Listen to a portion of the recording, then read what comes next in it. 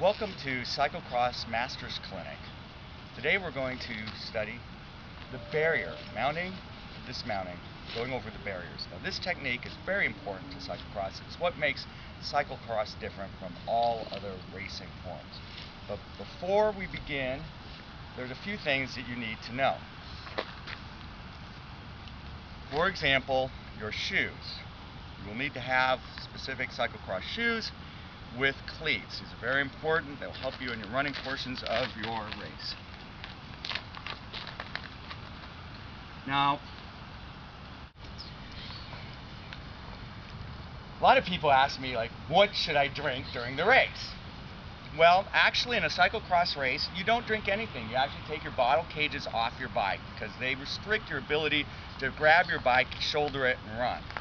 But that doesn't mean that you don't want proper race hydration beforehand. I recommend a very specific formula. In my water, I add a little bit of Gatorade, some Lipitor, some Metamucil, and of course some Viagra.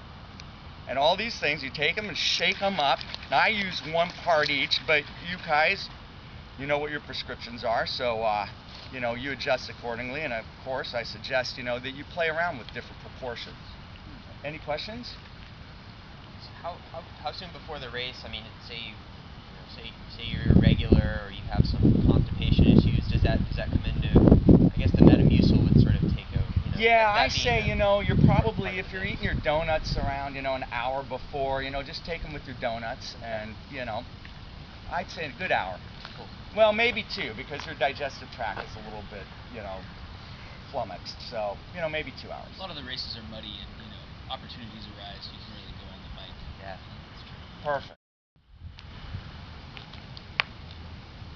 So if I've had some procedures for an enlarged prostate, and I'm curious how, as far as the mounting and dismounting on and off the bicycle, is there something you would recommend for an enlarged prostate?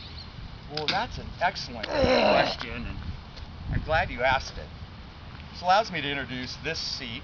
This is a gel seat with these wonderful spring shock absorbers, and this is specifically designed for those guys who've had a prostate problem.